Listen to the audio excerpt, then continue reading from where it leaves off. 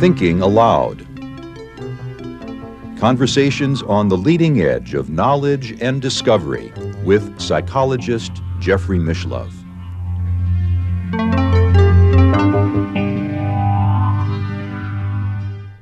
Hello and welcome. I'm Jeffrey Mishlove. Today we'll be exploring the nature of the feminine, in-depth psychology, and yoga philosophy. My guest is Dr. Leanne Whitney, who is the author of Consciousness in Jung and Patanjali. Welcome, Leanne. Thanks, Jeff. Nice to be with you again. It's a pleasure to be with you as well. Thank you for coming to Albuquerque. Absolutely. My pleasure. Mm-hmm.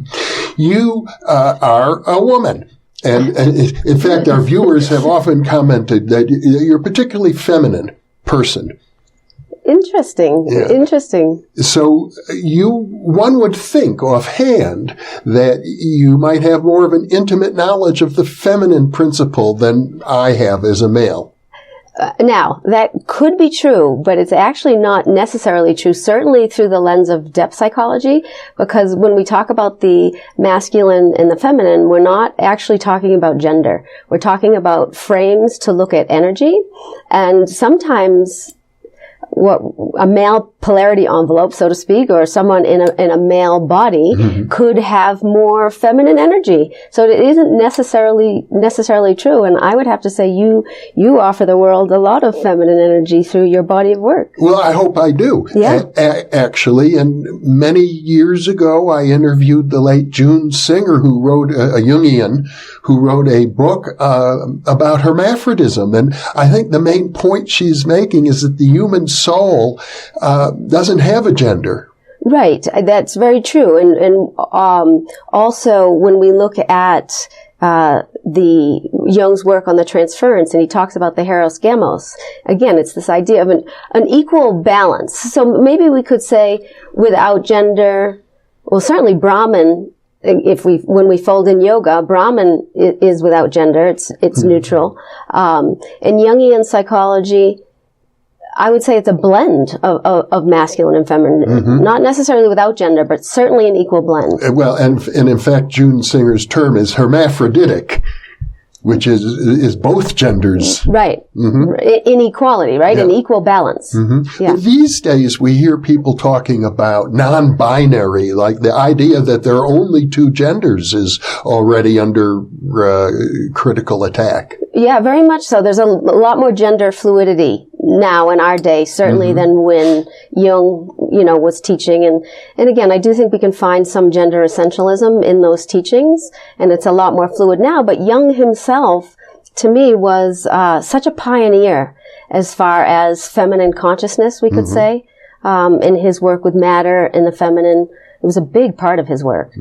Now, you've used a couple of terms already that I'd like to define for the benefit of our viewers. I think one was Heros Gamos. Yes. And again, that's the dance of the masculine and feminine in balance, in psychic balance. It's a term that comes from alchemy. The marriage of the opposites. Okay. Oh, okay. Yeah. Because that's sort of in alchemy, the notion of alchemical perfection is the marriage of the opposites. That's right. Yeah. And again, and that marriage is about equality, equal balance. Yeah. And you also use the term, I'm not familiar with, gender essentialism. Yes. So that's basically, men are males and, filled with, let's just say, masculine energy, as opposed to this idea that the feminine and the masculine actually are energies that are running through us all. I hear people complain from time to time that men are becoming too soft, that we don't have manly men the way we used to have. What do you think of that? Again, it does sound too, what do I want to say, across the board to make statements like that, because everybody is working to find these balances. So to the degree that feminine consciousness in males is part of a transformation that we are going through, it's not going to be balanced right away. And it's going to take people time to understand what their feminine nature is, their masculine nature is. And again, I want to emphasize that these are just frames, just ways to talk about it.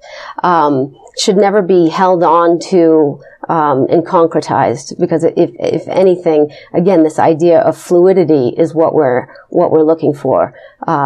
Give and take, receptivity, spirit, matter, that everything is working in equal balance. Mm-hmm. Does that make sense? Well, you refer to spirit, matter, it's sort of a duality. Yes. And I think what you're getting at is that matter is feminine, like mother. Yes, that's right. Well, so the root of the word, mat, is mother. And we can say in depth psychology for sure that matter is a metaphor for the goddess or feminine consciousness.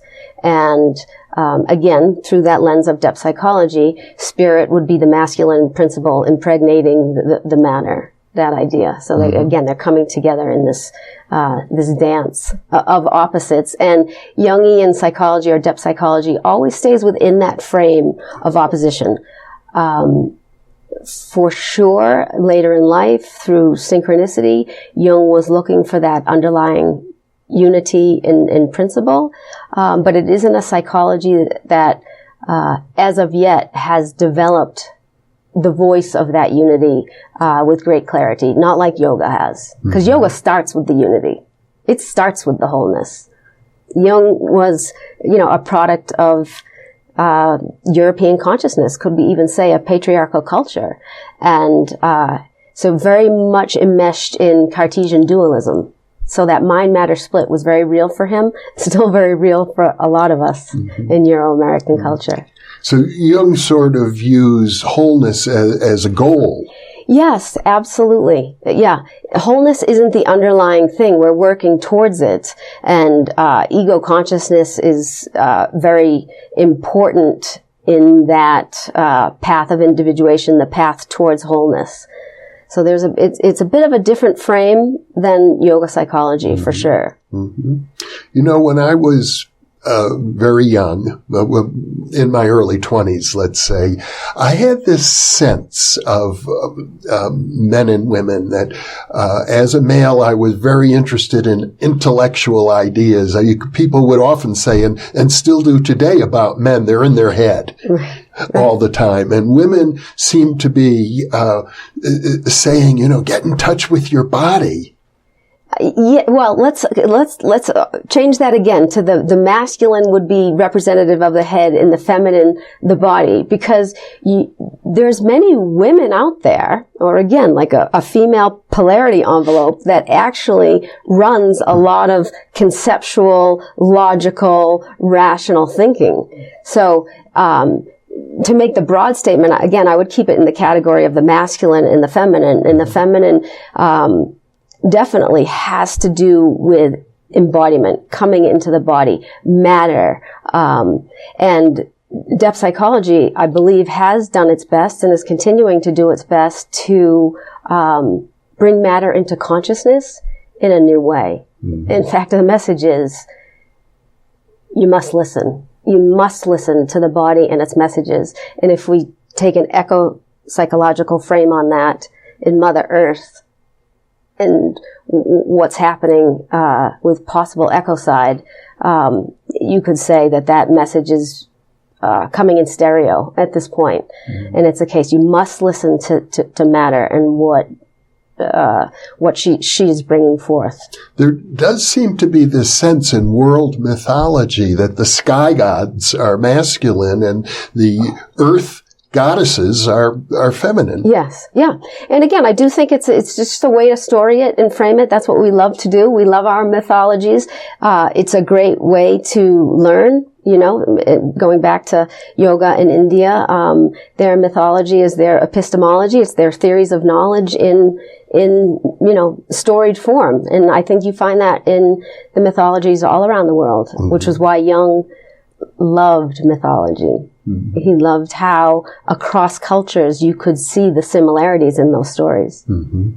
Now, I know in a lot of Hindu mythology, you have the duality of Shiva and Shakhty. Yes. Masculine and feminine principles. And I believe there are many images showing Shiva is sort of asleep, and Shakhty is standing over him. And it's as if Shiva is this powerful god, the great destroyer. But he's completely impotent without Shakhty. Yeah, that's right. The feminine component in Indian mythology and Indian philosophy overall is really important and played up.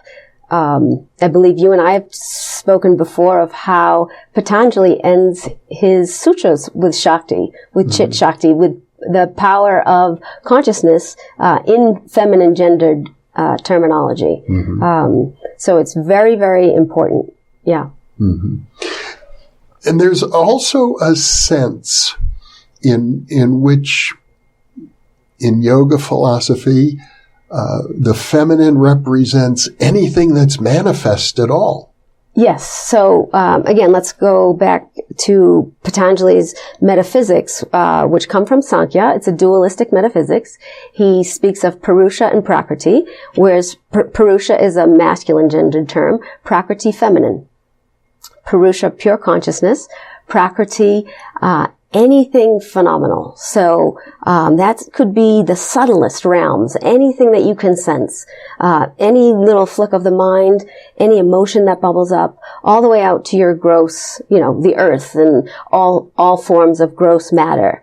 And he uses a dance of those dualistic metaphysics in order to lead his practitioners down the path of yoga. Mm-hmm.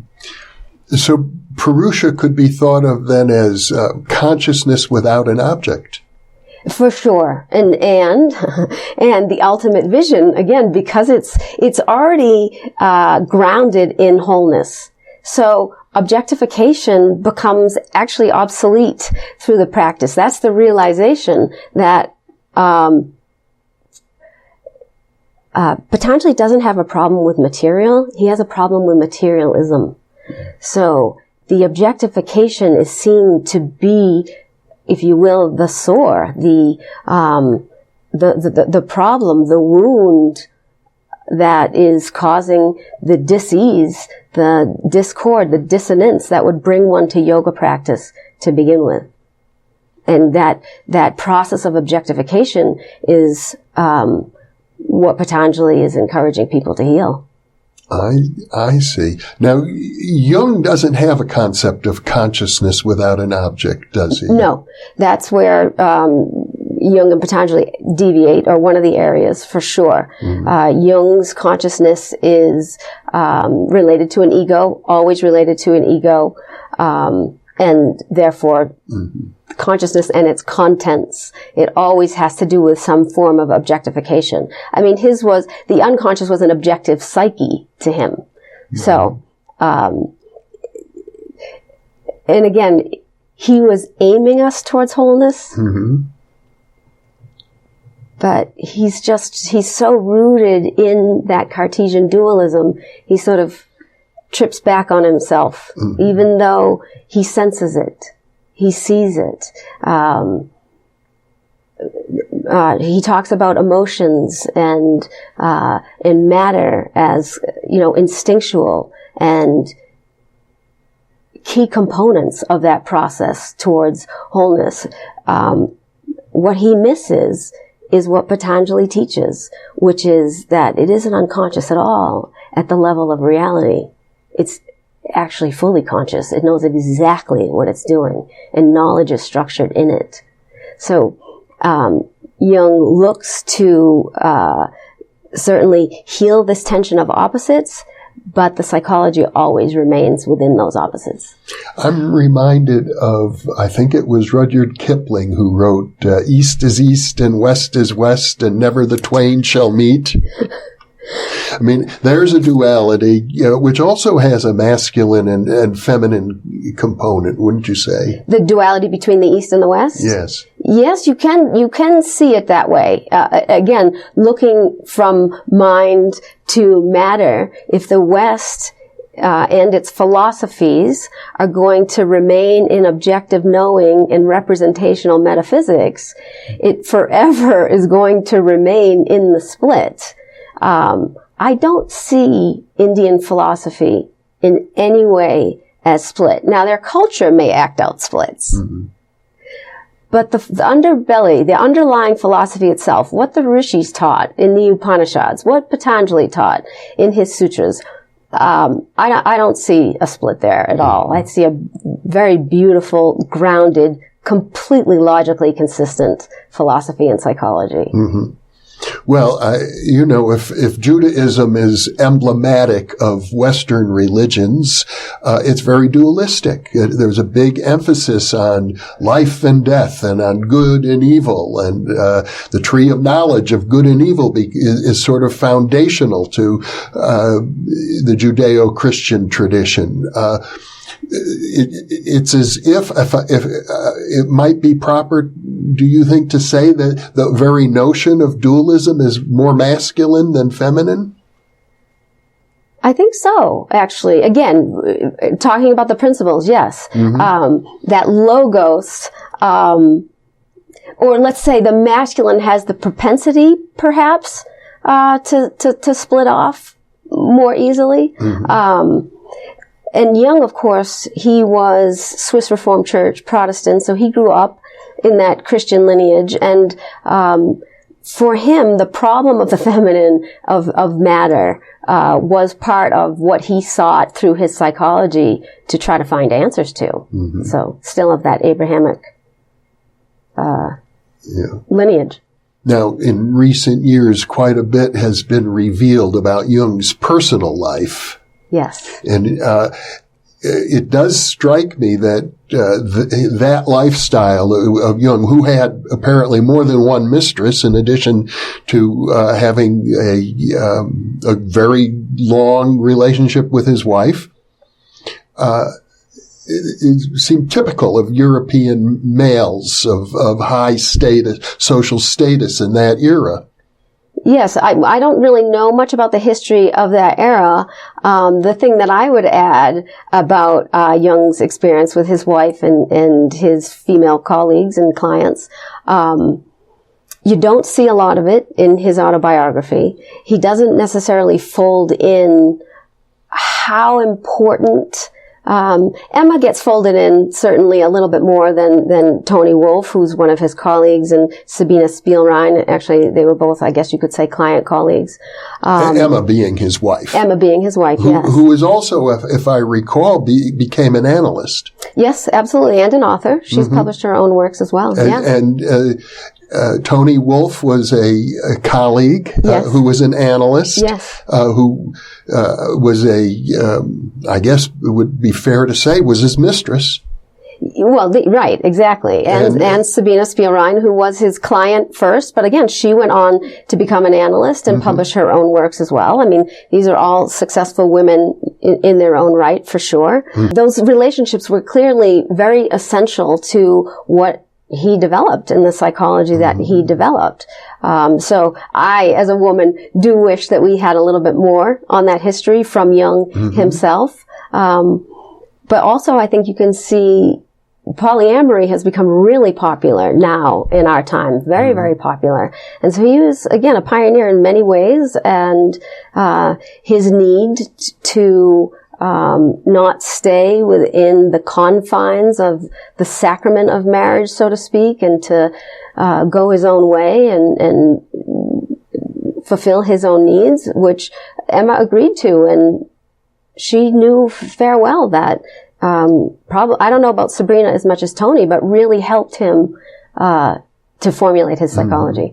Well, it strikes me that what's operating here is something very instinctive. If we look at other primates, it's not uncommon for an alpha male to have several females. Right. That is true. That is true. I mean, marriage is a sacrament that I don't even know the history of that, but let's just say it's a social construct. It isn't necessarily of the animal body as much as a particular culture. Now, perhaps it was necessary at some point to devise the culture that way, but as any cultural construct, there's going to be people who rub up against it, and it's not going to serve. Well, I suppose it's very natural. Freud wrote about it in Civilization and Its Discontents, that there's a tension between the social constructs of civilization that appear to be necessary in order to have peace and order in society, and our instinctive nature. Right. And as both Freudian psychology develops and also Jungian depth psychology, recently in my own work, I've been folding in the results of affective neuroscience, because that's looking at the instinctive level of the brain. That's showing that emotions are hardwired into the brain somehow. And again, from the point of view of a yoga psychology or a holistic view, it would be obvious that these things, there's a confluence, that everything's going to rise together. So if the brain has, let's just say, evolutionary layers, so you have the primary layer, the secondary, and the tertiary layer, that once you're in the tertiary layer where you're constructing culture, that primary layer and that tertiary layer, depending upon how they move through that secondary layer, are going to clash. Because it's how you know the world. And if you're knowing the world only through cultural construct and not as an embodied knowing, embodied being in touch with your own emotions and instincts, now you're talking about a sick animal. Some people would say that's a definition right there of the human condition. Certainly. And I'm going to own it for my own culture. Certainly, I don't feel like I can speak for all cultures, but for Euro-American culture, actually, absolutely. Go ahead. Well, the idea that the human being is fundamentally flawed is implicit in yoga. That's why people do yoga. In a sense, you described earlier the need for yoga has to do with this disconnection, and the need for psychotherapy is also about some neurosis. I think Freud used the term normal neurosis. I would reframe that. I would say that that the human is fundamentally flawed in the Judeo-Christian lens, certainly in the Christian Catholic lens. There's definitely fundamental flaws there. Actually, yoga is embedded in this idea, actually, that Brahman equals Atman, or Atman equals Brahman. Therefore, and Brahman being the absolute, pure consciousness, eternal, self-knowing, singular, and we're that. So that wholeness is the real, is the very being. And the flaw, again, will come about from the cultural level, or something splits the mind from the body, me from you, us from them, one culture from another culture, me from the earth. But I wouldn't say that yoga would teach that we're fundamentally flawed, but they are teaching people who are suffering from flaws. Absolutely. But it's so logically consistent, and it works so beautifully because it works not from the flawed place, but from the place of clarity. I mean, you certainly have in Asian traditions the idea that some people, at least, are born enlightened. Yes, absolutely. I don't think you find that in depth psychology. No. That is definitely again, that path towards wholeness, that enlightenment is something that we gain through the ego, right? That consciousness is, and that's the area that we want to be very careful.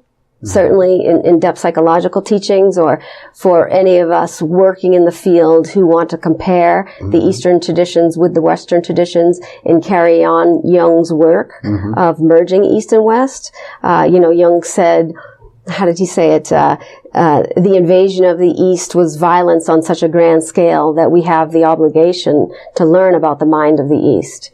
But we have to learn it on its own terms. And what we do in our science and our philosophy. It's so much about accumulating knowledge. And again, it's about that tertiary process of constructing it. And yoga is saying, wait a minute, yes, you can do that, but you have to be very careful, because the moment, and I always use this sort of as a gimmick, the moment the mind moves and it wants to create its stories and it's not rooted any longer in that field of pure consciousness, now you've lost your roots. Whether it be in the instinctual aspect of the brain or your feet in Tadasana, mountain pose on the earth. You have to be very careful not to lose those roots. And we don't have roots anywhere near like that in the Western canon. Now, I didn't mention in introducing you that you teach yoga teachers about yoga philosophy. I want to come back. You used a term from yoga, sadasana, mountain pose. Tadasana, yes. Tadasana, yeah. It's a very common pose at the very beginning of one's practice, to stand, all four corners of the feet, just really anchoring into the earth and the body, so that, if you will, that vertical axis between your top chakra and your bottom chakra, or between the top of your head and the bottom of your feet, that you are energized along that vertical axis, mountain pose. Mm-hmm. And that implies sort of the unity of matter and spirit? Well, actually, all the poses do. In yoga, the asana is actually a metaphor for the psychology and the philosophy. So that's what you're doing. You're balancing right, left, in, out, up, down. The poses are just metaphor. And of course, in the West, we are big fans of the poses. Yeah. But as you do the poses, it's opening up the nadis, the channels, the energy centers. And little by little, I have no doubt that psychology and philosophy will become more important as we continue to import yoga, because the last 2 decades, yoga and Buddhism have blown up in Western culture. Well, it strikes me that one of the key issues in terms of the fusion of East and West is this notion of pure consciousness that seems central, fundamental, basic to yoga philosophy, and almost entirely missing from at least the foundational thinkers of depth psychology. Yes, it is, and that's where my body of work, where I've aimed it, is just to place pure consciousness back into the conversation. Because if you, how do I want to tell this? If you continue to appropriate or take ownership of consciousness through an egoic construct, that field has no alternative but to keep falling back into what Jung termed the unconscious. You see, and Jung also said, the unconscious shows you the face that you turn to it. So of course, if you turn to it and say, well, you're unconscious, that's what's going to keep being showed back to you. But the whole body of work in and of itself, actually, you can see, through even Freud's work on affect, and, showing that where affect had gotten along the wrong lines, that it was leading some sort of parasitic existence in the psyche, but also causing symptoms in the body. Right from its inception, depth psychology has been showing that the mind and matter aren't two things, that they are absolutely one. So in the big picture, for the overarching psychology, why do you want to put matter in the unconscious ontically? Epistemically, as a teaching tool to create 2 categories, fine. I mean, that's what Patanjali did too. But his dualistic metaphysics were falsifiable. We don't have that set up in depth psychology, even though I think when you look at the evidence, it's proving over and over again that what we're actually doing is bringing matter into the field of consciousness. Now, you've used a couple of technical terms, I think, that are common in philosophy, ontic and epistemic. Can you differentiate those? Sure. So ontic would be your theories of being, and epistemic is your theories of knowledge. And Jung always held steadfast that he wasn't a metaphysician. So he was in the realm of epistemology or empiric science, subject-object knowing. creating theories of knowledge, if you will.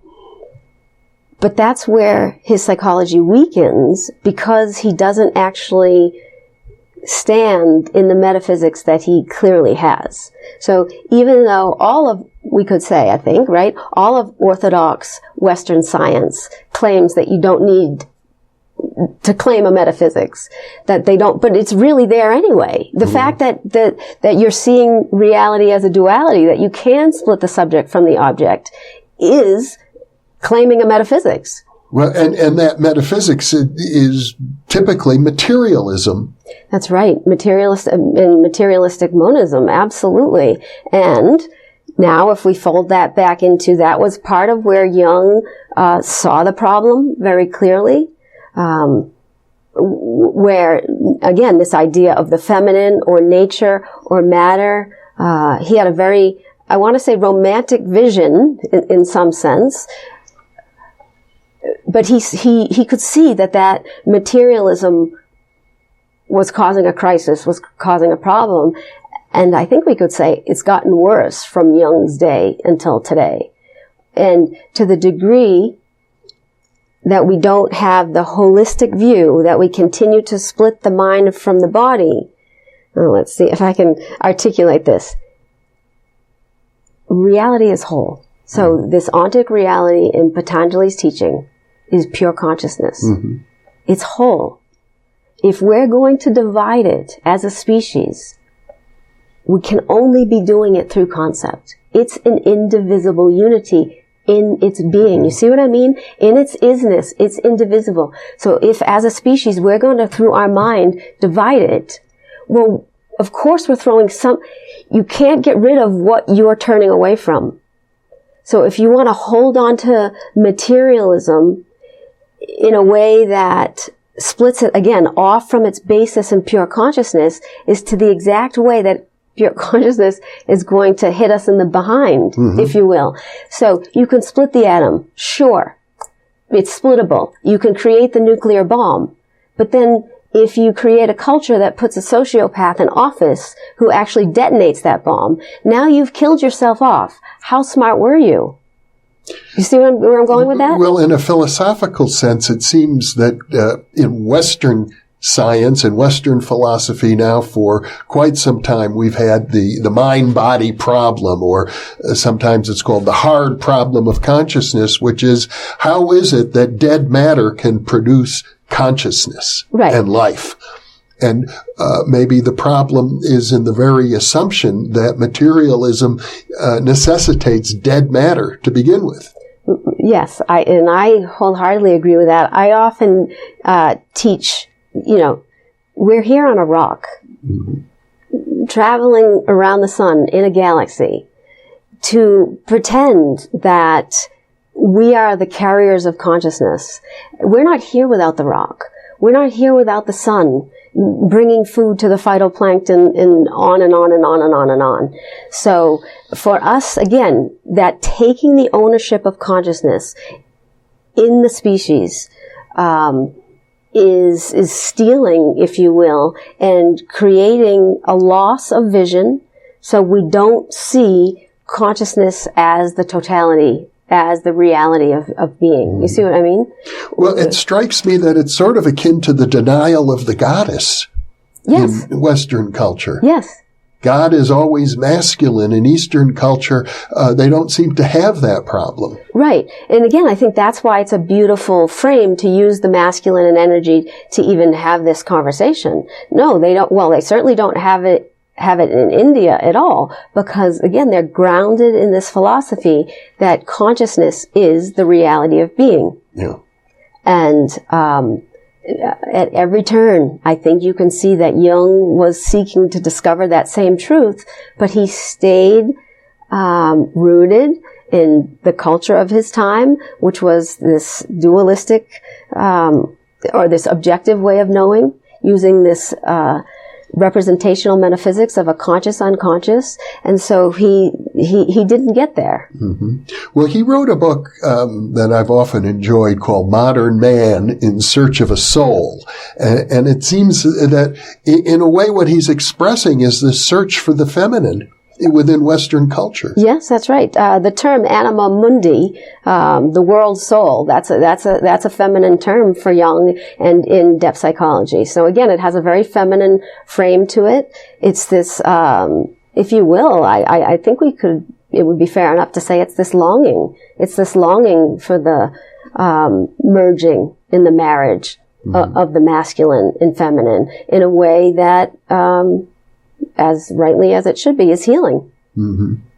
Well, and it does seem to me that one of the issues that males are particularly faced with is this longing for the feminine, and the idea that there aren't enough women to go around, or some men are simply so unattractive they're never going to find a woman.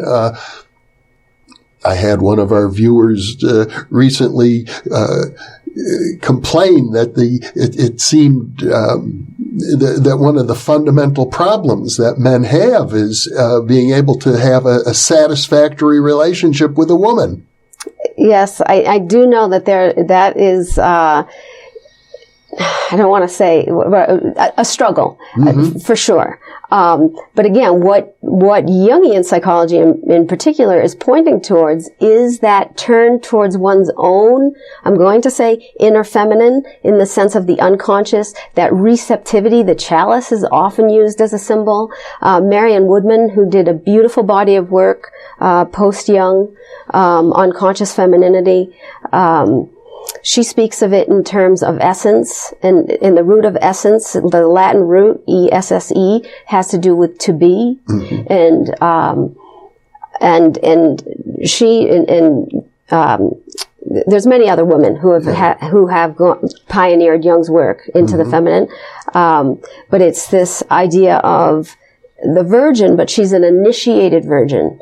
So it's almost the maiden mother crone, mythological tropes, if you will, that all work together to say she's initiated, but she's open, receptive, available. And again, that's in the masculine, in males as well as females. So what men want to do, just like women, is turn towards that voice. What are your needs? What are you feeling? Get in touch with that instinctive, intuitive knowing. And from that inner marriage, the external world has no alternative but to show up differently. Doesn't Jung also place quite a bit of emphasis on the archetype of the devouring mother?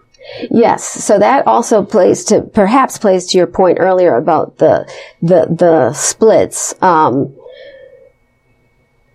because in some sense you want to have balanced energy even in your approach. Where I go with that is like depression, right? Going under, when that energy in yoga psychology, it would be tamasic, when that energy of inertia is so strong, it can take you under, for sure. And there's a sense in which many men, of course, we grow up as young boys, sort of under the dominance of our mothers, that there's a fear of the feminine. Yes. Now, whether that's cultural or not, I'm not so sure I could say. I doubt, my guess would be in India that fear would not be as strong. But for anyone who has devised, I want to say any kind of strong identity, I am my business card, or again, identifying too strongly with one's gender, one's polarity envelope, as a child of this person, any kind of those identities, in order to open up into this essence, in this knowing that's inherent in our whole being. All those identities have to go away, because they're actually blocking pure consciousness ability to reach that reflective aspect of the mind. You also have, I think, in Eastern culture, these images of Kali, for example, and Durga. The devouring evil mother is viewed as sacred. That's right. And also, life-giving. She is, sort of death in the service of life. Kali, you know, those images of her, and they are quite fierce. You know, she's cutting off people's heads symbolically as, you know, egoic death. But it's all in service of life, because that ego could be nothing but a box or a bind to a greater totality that's underneath. And that's the invitation of feminine consciousness. Get out of the bind. Get out of the construct. There's something so much bigger here. And again, this is what Patanjali is pointing towards. A way for us as a species to stand in our body in a way that is so much more full than these egoic binds that we have, at least in the West, come to have lived as almost ultimate truth. Well, Dr. Leanne Whitney, this has been a delightful conversation. I'm looking forward to more conversations with you while you're here in Albuquerque. Thank you so much for being with me. Thank you so much, Jeff. Appreciate it. And thank you for being with us.